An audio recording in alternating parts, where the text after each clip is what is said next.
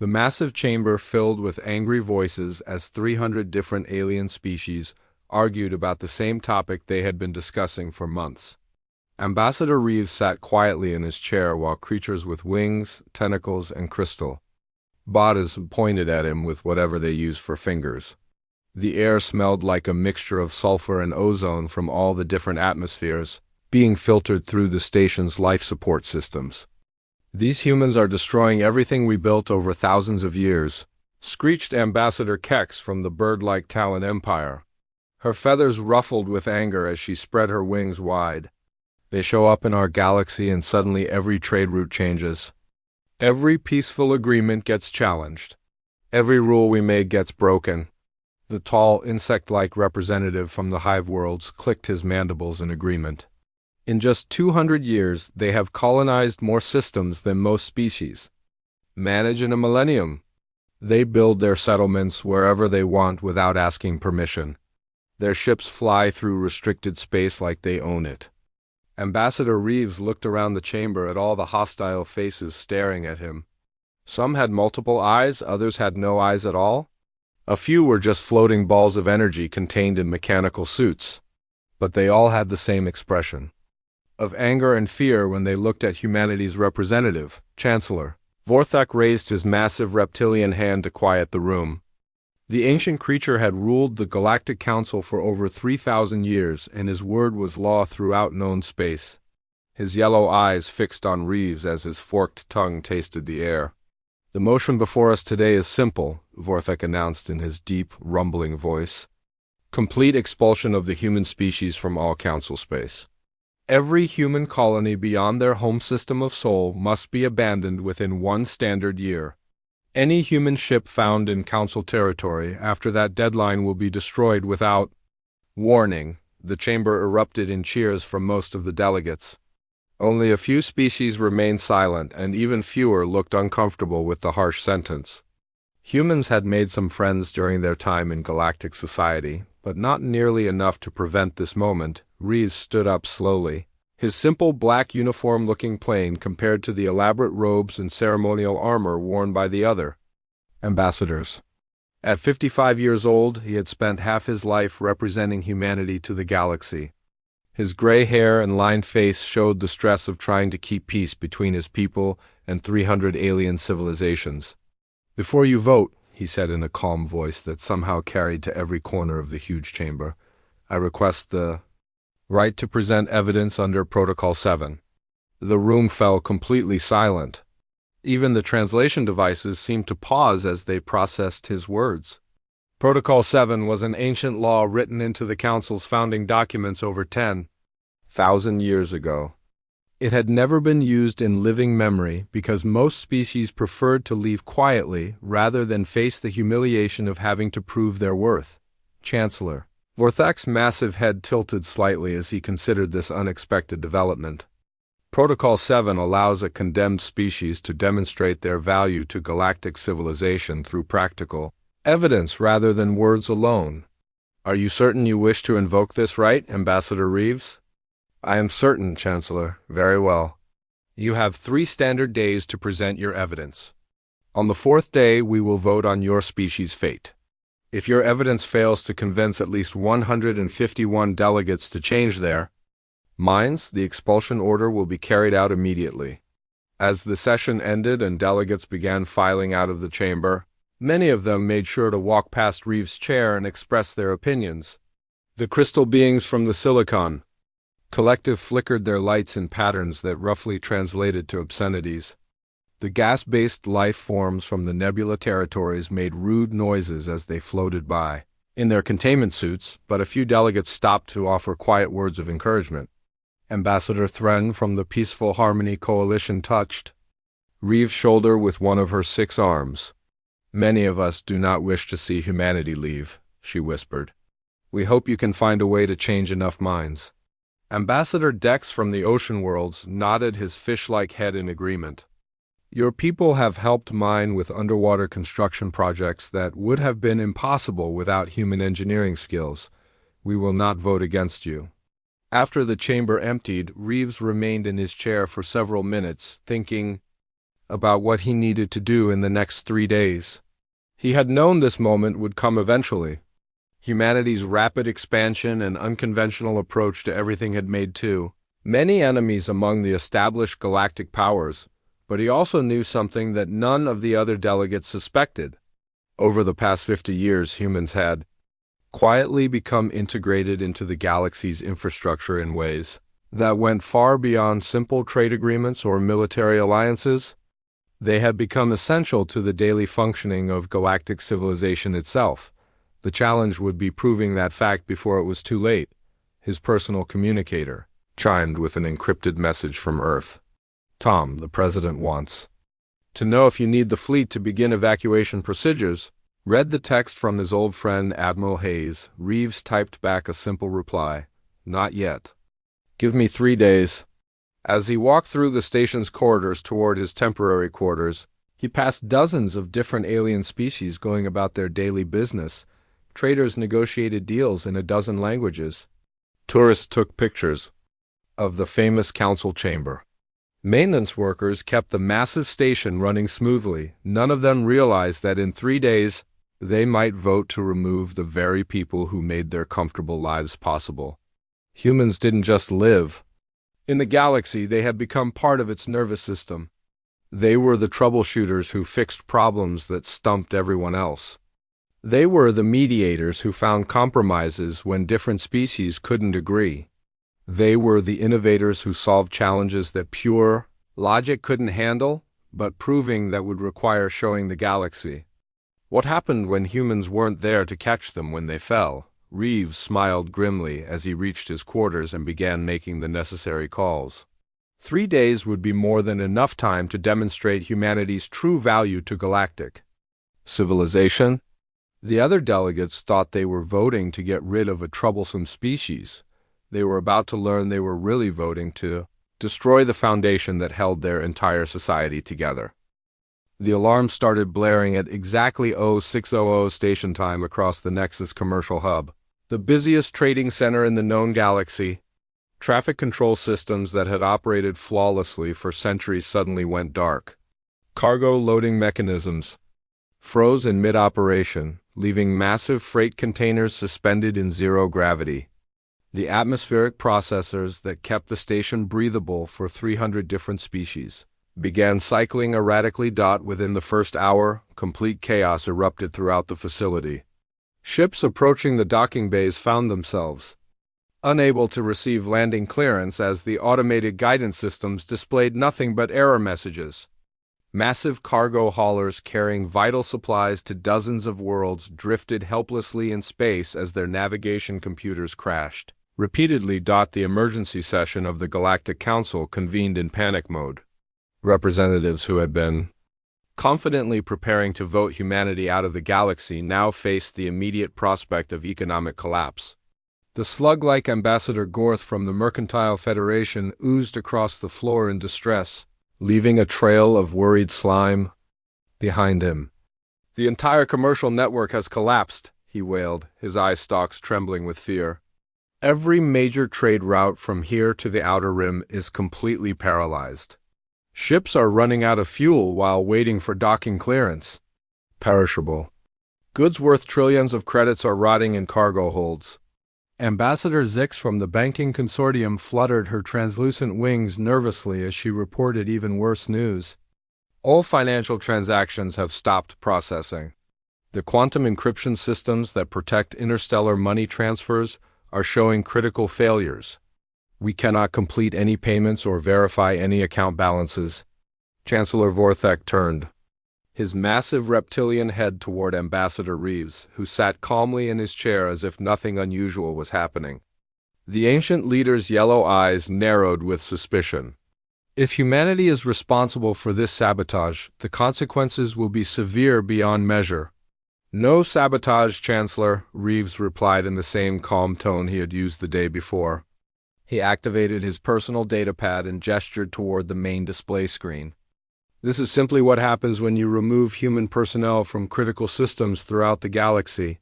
The screen lit up with a complex network map showing thousands of interconnected nodes across hundreds of star systems. Red warning indicators pulsed at regular intervals throughout the entire structure, creating a pattern that looked disturbingly like a disease spreading through healthy tissue. For the past 50 years, Reeves continued, humans have been quietly integrated into your technological infrastructure. We do not just use your trade routes and commercial facilities. We maintain them, improve them, and keep them running when problems arise that your automated systems cannot handle. He touched his datapad and the display zoomed in on the Nexus station itself. Detailed schematics showed the incredibly complex network of systems required to keep the massive facility operational. At dozens of critical junction points, small indicators showed human personnel assignments. Human technicians service the quantum communication relays that allow faster-than-light data transmission between star systems, Reeves explained. Without constant human maintenance, these systems develop cascade failures that shut down entire communication networks. Impossible, hissed Ambassador Crowell from the Silicon Collective, his crystalline body flashing with angry red light. Our quantum technology is thousands of years more advanced than anything your primitive species could understand. Advanced, yes, Reeves agreed, but also inflexible. Your crystal-based minds think in perfect mathematical patterns, which makes you excellent at designing efficient systems. However, you cannot adapt when those systems encounter unexpected problems. As if summoned by his words, reports began flooding in from across the galaxy. On the mining world of Kepler Prime, automated extraction equipment had shut down when a minor earthquake shifted the mineral deposits by a few meters.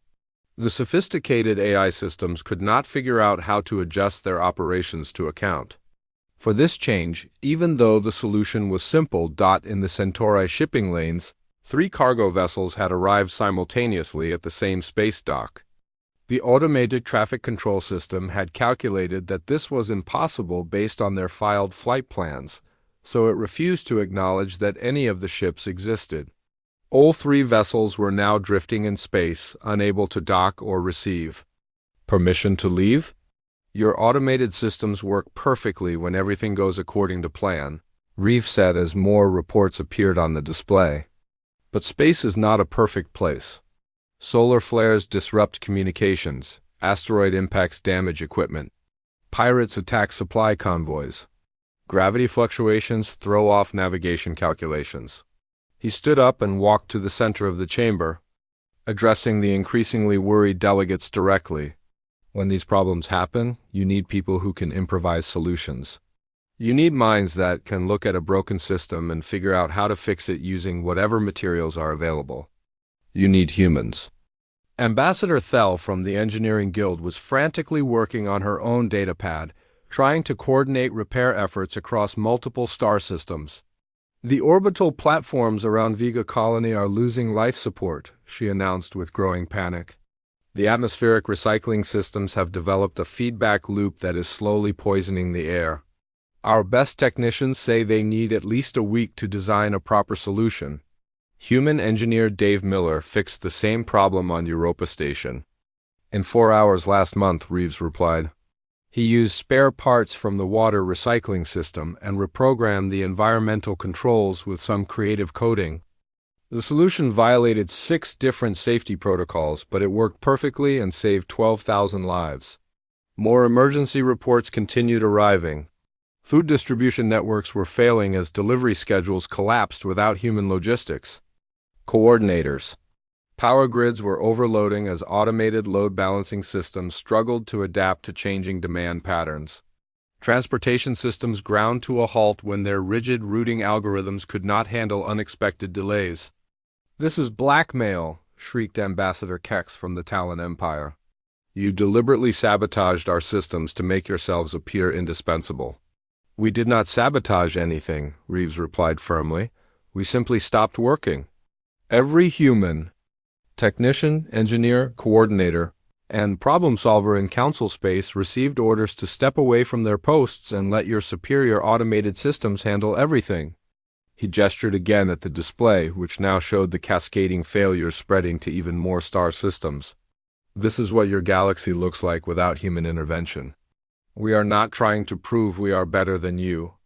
We are proving that we have become part of the system itself. Chancellor Vorthik studied the chaos unfolding across his domain with growing concern. How long before these systems can be repaired without human assistance?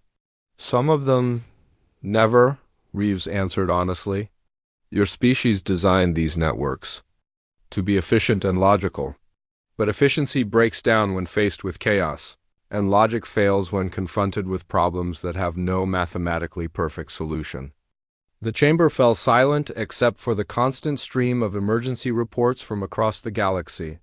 Delegates who had been eagerly anticipating humanity's expulsion now faced the reality of what that expulsion would actually cost them. The vote is still 2 days away, Reeves said as he returned to his seat. I suggest you use that time to consider whether removing humans from your galaxy is really in your best interests. Deep beneath the Galactic Council chambers, in archives that stretched for kilometers through the asteroid that housed the government complex, Historian Keeper Moore worked frantically through the night. Her 8 tentacles moved with practiced efficiency as she pulled data crystals from storage units that had not been accessed in decades. The elderly scholar's bioluminescent patches flickered with increasing distress as each new piece of information confirmed her growing suspicions. By the ancient void, she whispered to herself, her voice echoing in the vast underground chamber. How did we miss this pattern for so long? The discovery had started innocently enough. After yesterday's commercial crisis, Moore had decided to research previous galactic emergencies to see if similar problems had occurred before.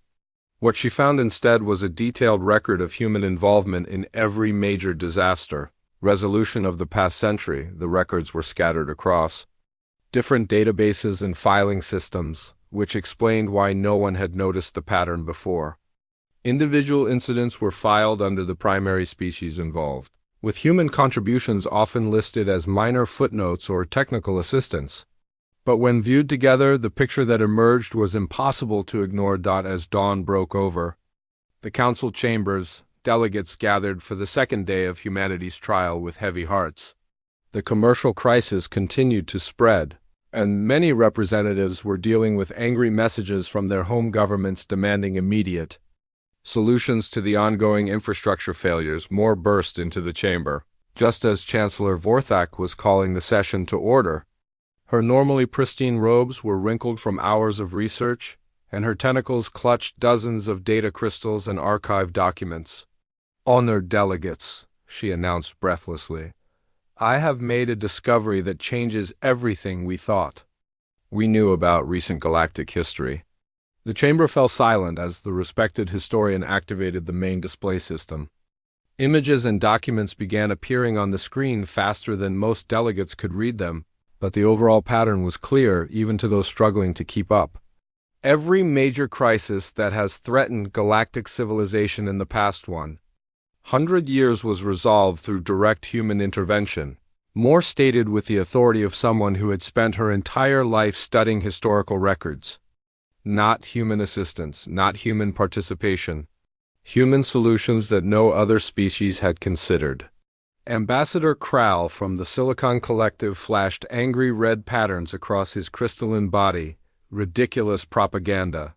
The mechanoid uprising of 2387 was defeated by our combined military forces after a 3-year campaign. Yes, Moore agreed, pulling up detailed military records on the display. But only after Human Admiral Ross discovered that the rebellious machines were receiving their commands through quantum-encrypted signals that changed frequency every few microseconds. Every other species tried to jam all communication frequencies at once, which was logically correct but practically impossible with available technology. The display showed technical diagrams that made even the advanced species in the chamber struggle to understand the complexity involved. Admiral Ross realized that instead of blocking all frequencies, they needed to predict which frequency would be used next. He assigned human mathematicians to find patterns in what appeared to be random number sequences. The machines were using prime number calculations based on stellar coordinates, Moore continued. Logical minds assumed the sequences were truly random because that would be the most secure approach. But humans recognize that even artificial intelligence follows predictable patterns when making practical decisions. She switched to medical records from the Crimson Plague outbreak that had threatened to wipe out all biological life in the Altair system. The plague was engineered to adapt to any treatment attempted against it. Every cure developed by our best medical minds only made it stronger. The logical approach was to find the perfect cure that the plague could not adapt to. But human Dr. Patricia Wells tried the opposite approach, Moore explained. Instead of looking for one perfect cure, she created dozens of different treatments and used them all at once. The plague could not adapt to multiple contradictory approaches simultaneously, so it burned itself out trying to become resistant to everything. More examples appeared on the screen in rapid succession. The dark matter storm that had threatened to collapse hyperspace travel routes throughout the galaxy was dispersed using human physicist Bradley's theory about quantum tunneling, which contradicted 3,000 years of established physics.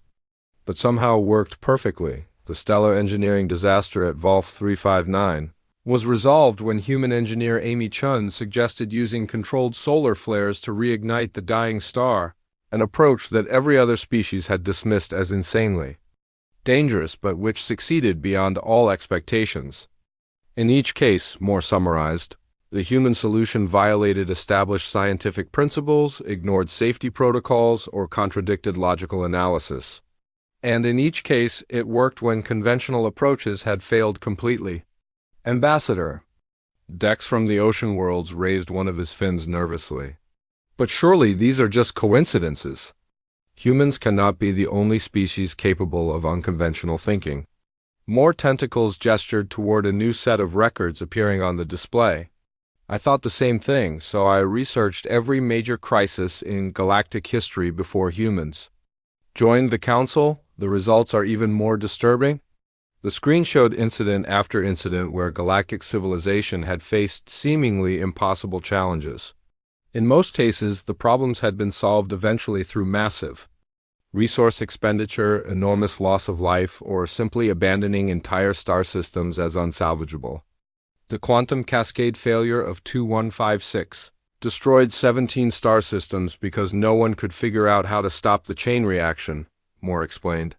We lost 3 billion lives and simply evacuated everything within 50 light-years of the affected area.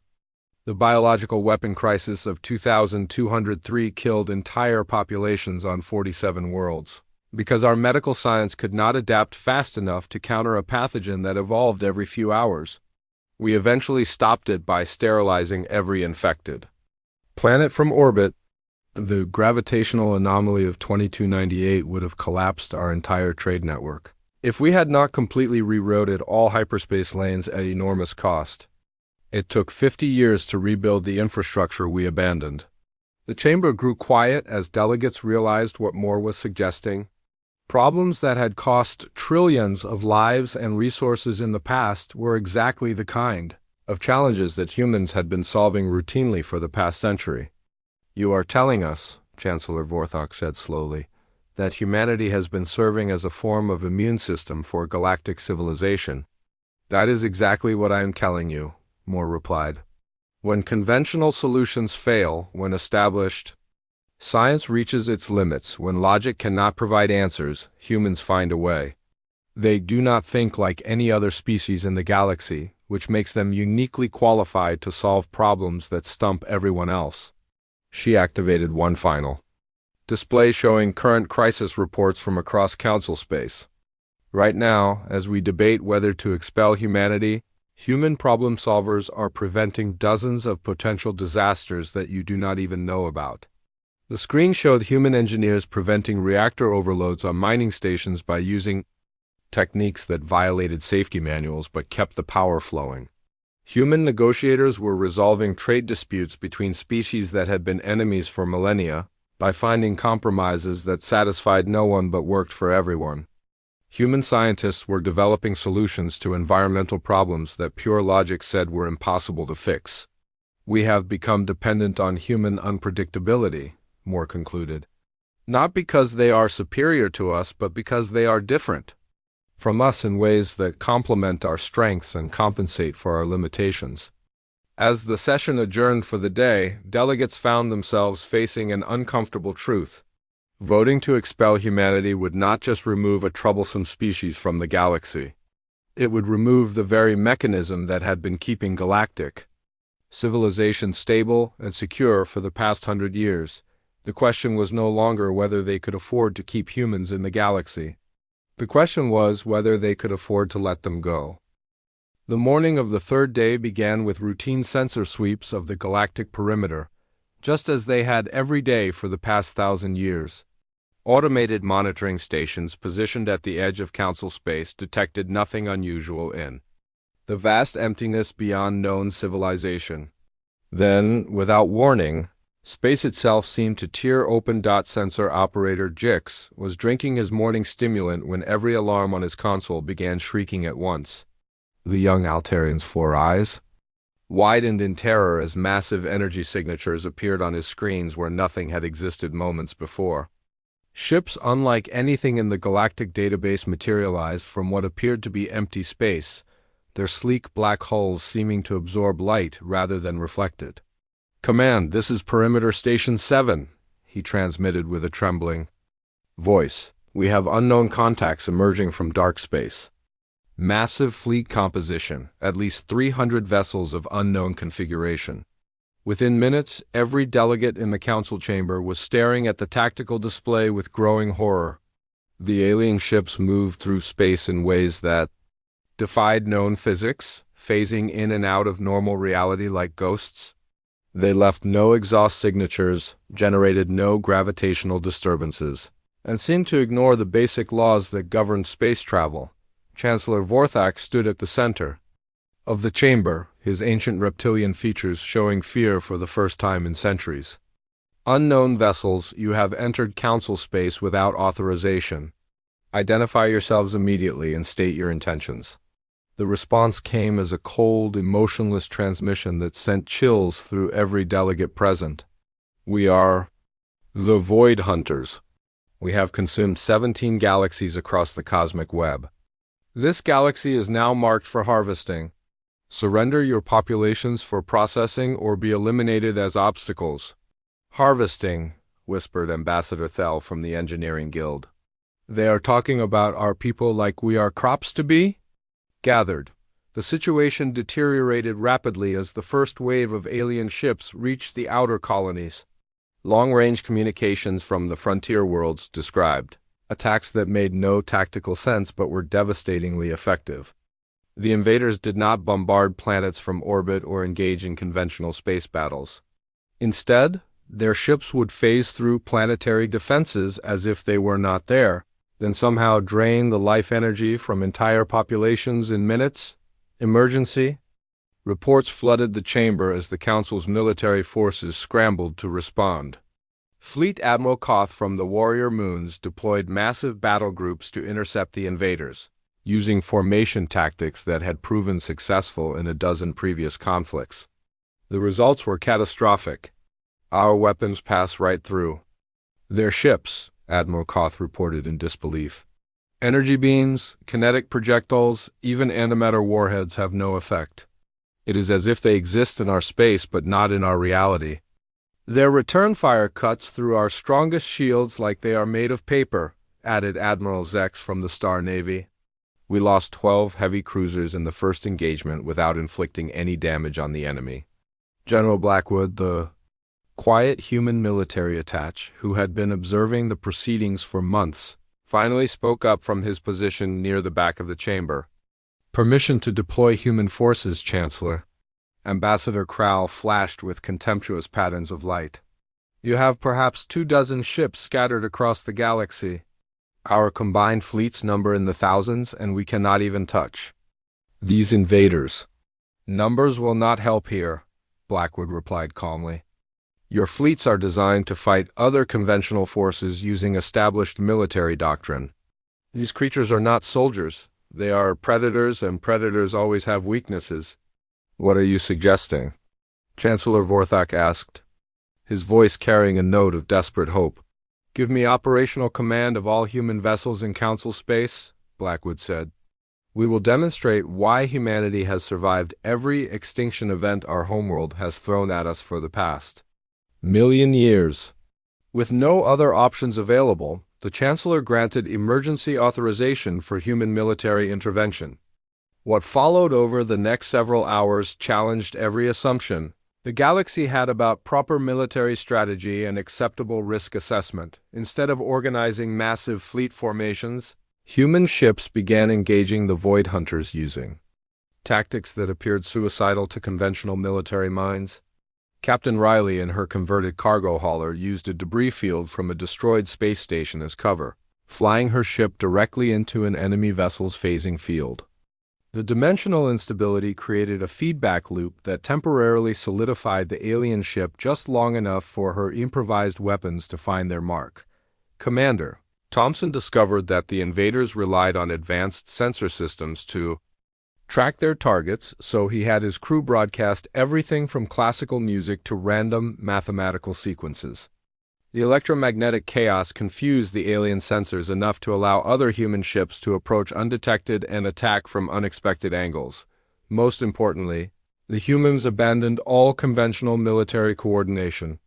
Each captain made independent decisions based on local conditions, adapted their tactics in real time, and created solutions that no planning committee would have approved. The Void Hunters, accustomed to facing predictable opponents who followed logical military doctrine, found themselves unable to counter the sheer randomness of human strategy. They are actually working, breathed Ambassador Dex as tactical reports showed the first Void Hunter vessels being destroyed. How is this possible? Because they do not think like us, answered historian Moore, who had been studying human military history since yesterday's revelations. Look at their approach to warfare. Every other species in the galaxy views combat as an extension of engineering or mathematics. Find the optimal solution, apply superior resources, achieve victory through logical planning.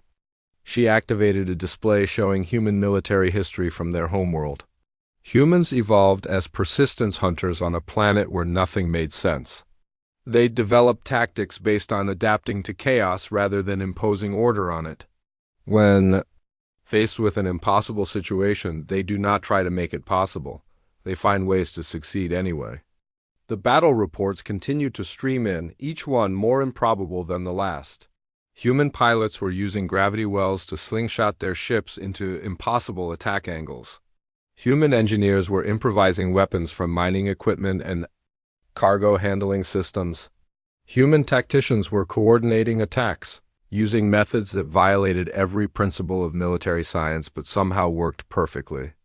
The enemy fleet is beginning to withdraw, reported Admiral Koth with amazement in his voice. For the first time in recorded history, an external invasion of Council space has been completely repelled. But the most significant moment came when the Void Hunter fleet leader transmitted a final message before retreating into dark space. We have encountered an anomaly in this galaxy, species classification unknown. Threat assessment maximum, this galaxy is marked as unsuitable for harvesting. As the alien ships vanished back into the cosmic void, the council chamber fell silent. In less than 24 hours, humanity had accomplished what the combined military might of 300 civilizations could not manage. They had not just defeated the invaders. They had made them afraid. How many human ships were lost in the engagement? Chancellor Vorthak asked quietly. General Blackwood checked his tactical reports. 3 vessels destroyed, 7 severely damaged. Total casualties, 41 killed, 93 wounded. The numbers sent a shock through the chamber. The conventional fleets had lost thousands of ships and crew members without inflicting any damage on the enemy. The humans had broken the invasion with losses that barely registered on galactic casualty statistics. Tomorrow we were going to vote on whether humanity deserves a place in our civilization, Chancellor Vorthak said slowly. Tonight, they have proven that our civilization may not deserve a place in their future. As delegates filed out of the chamber to contact their home governments with news of the miraculous victory, a new understanding began to take hold. Humanity was not just another species that happened to live in the galaxy. They were the galaxies. Insurance policy against threats that conventional wisdom could not handle. The vote scheduled for tomorrow would still take place, but the question being decided had changed completely. Instead of asking whether they could afford to keep humans in the galaxy, the delegates would be asking whether they could afford to risk losing them. The great chamber of the Galactic Council had never been so quiet. 300 species that had spent weeks arguing loudly about humanity's fate now sat in contemplative silence as they prepared for the final vote. The events of the past 3 days had shattered every assumption they held about their place in the galaxy and their relationship with the species they had been ready to exile. Chancellor Vorthok stood at the center of the chamber, his ancient, reptilian form casting long shadows in the soft lighting. For over 3,000 years, he had guided galactic civilization through countless crises and challenges. But never before had he faced a decision that would so fundamentally change the nature of their society. Honored delegates, he began, his deep voice carrying the weight of his years. We gather today to vote on the future of humanity's place in our galaxy. However, the events of recent days have revealed truths that force us to reconsider not just their fate, but our own understanding of what makes a civilization strong. He gestured toward the main display, which showed repair crews working frantically across dozens of star systems to restore the infrastructure that had collapsed when human personnel stepped away from their posts. 3 days ago, we learned that humans have become integral to the basic functioning of our society, not through conquest or coercion, but through quiet competence and willingness to solve problems that others could not. Ambassador Gorth from the Mercantile Federation oozed forward slightly, his slug-like body leaving a trail of nervous slime. The commercial networks are still recovering from the demonstration. My people estimate it will take months to fully restore automated systems to previous efficiency levels, and that assumes we can find ways to make them more adaptable to unexpected situations. The military implications are even more significant, added Admiral Koth, his warrior pride clearly struggling with recent revelations. Our fleets represent the pinnacle of strategic thinking and technological advancement. Yet they were useless against an enemy that humans defeated with improvised tactics and converted cargo ships. Historian Moore activated her personal display to show the research she had compiled over the past week. I have now documented over 300 instances in the past century where human intervention prevented or resolved crises that would have devastated galactic civilization. In most cases, the other species involved never realized how close they came to disaster. The chamber fell silent as delegates absorbed the implications of her words. They had spent so much time focusing on humanity's disruptive influence that they had never recognized the protective role humans played in keeping their orderly society stable. Ambassador Reeves stood slowly in the defendant's chair, where he had sat for 4 days. The human diplomat looked older than when the proceedings began. The stress of potentially losing everything his species had worked for clearly visible in his lined features. Before you vote, he said quietly, I want you to understand something important. We never intended to become indispensable to your civilization. We simply saw problems that needed solving and people who needed help, so we helped. That is what humans do. He walked to the center of the chamber, addressing the delegates directly rather than speaking from his assigned position. Every species in this galaxy excels at something. The Silicon Collective creates perfect mathematical models. The Engineering Guild builds structures that last for millennia. The Harmony Coalition mediates disputes with infinite patience. But humans excel at dealing with chaos. We thrive in situations where the rules do not apply, where logic fails, where perfect solutions do not exist.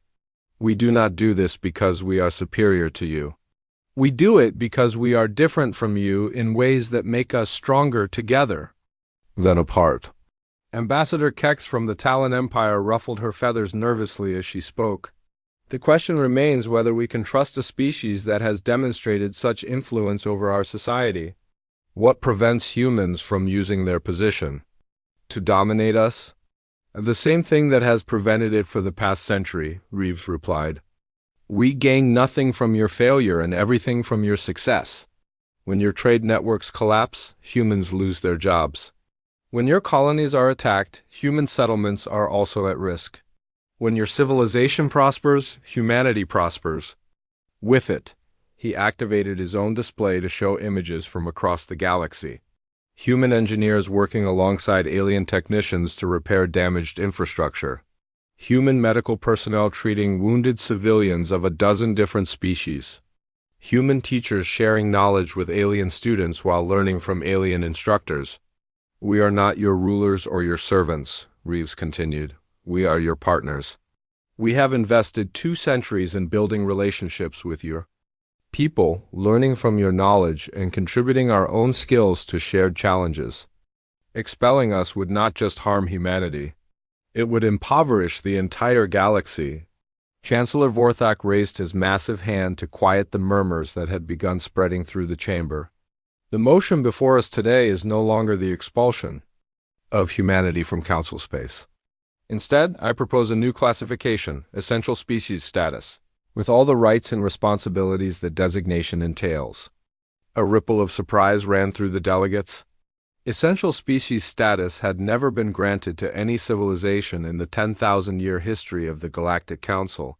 It was a theoretical classification created by the founding members, but never used because no species had ever been deemed truly irreplaceable to galactic civilization. The designation carries significant implications, Chancellor Vorthak explained. Essential species receive permanent representation on the Council Executive Board, guaranteed protection of their home systems, and the right to establish colonies in any unclaimed territory within Council space. In exchange, they accept the responsibility to provide assistance during galactic emergencies and to share their unique capabilities for the benefit of all member civilizations. Ambassador Thel from the Engineering Guild was the first to speak. My people have worked closely with human engineers for decades. They approach problems with a creativity that our methodical minds cannot match. I support this proposal. The ocean worlds have benefited greatly from human underwater construction techniques, added Ambassador Dex. They see solutions where we see only obstacles, we vote in favor. One by one, species that had been calling for humanity's expulsion just days earlier began expressing support for the new proposal. The demonstration of human capabilities had fundamentally changed how they viewed their relationship with this unusual species, but not all delegates were convinced. Ambassador Crowell from the Silicon Collective flashed angry red patterns as he voiced his concerns. You ask us to grant unprecedented privileges to a species based on 3 days of carefully orchestrated demonstrations. How do we know this is not an elaborate deception designed to manipulate our emotions? Because the results speak for themselves, replied Ambassador Moore. Every system failure we experienced was real.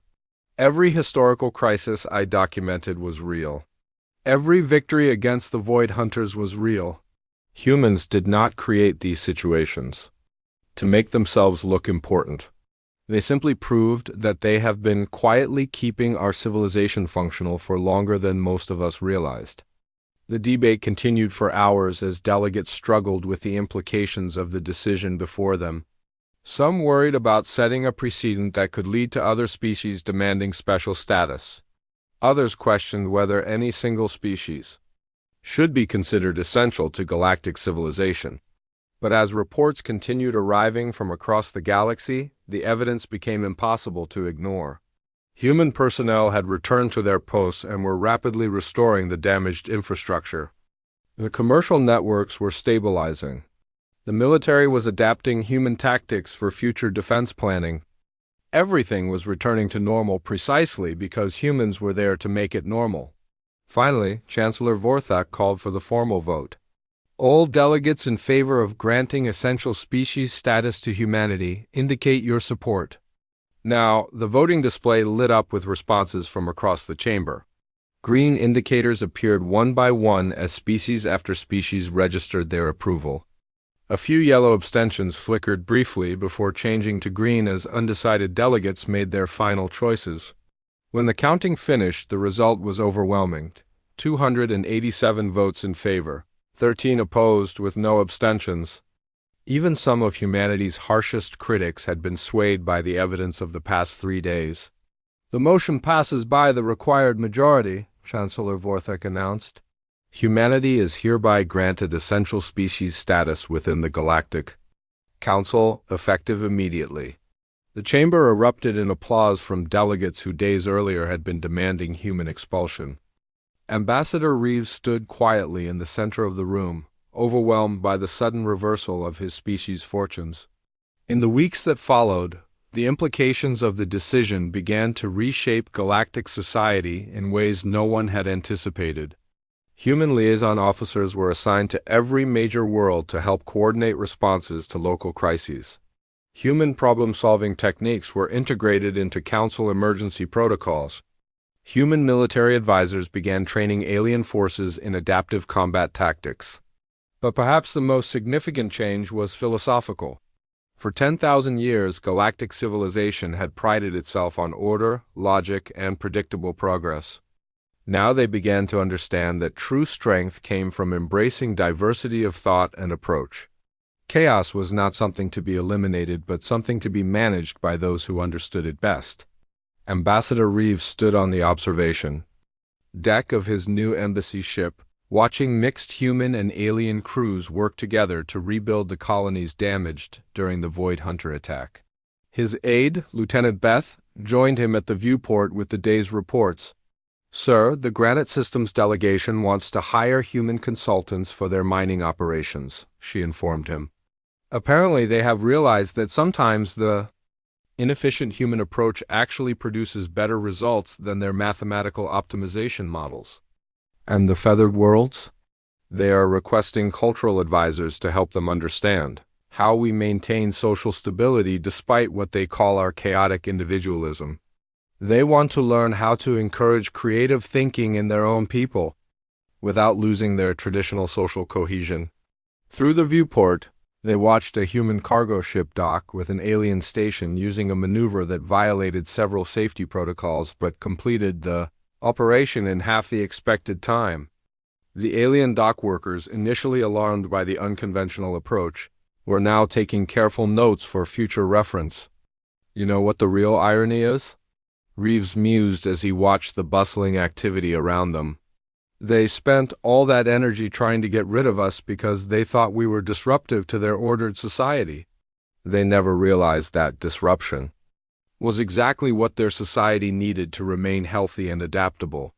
Beth nodded, observing a mixed-species engineering team solving a complex technical problem, using techniques that no single species could have developed alone.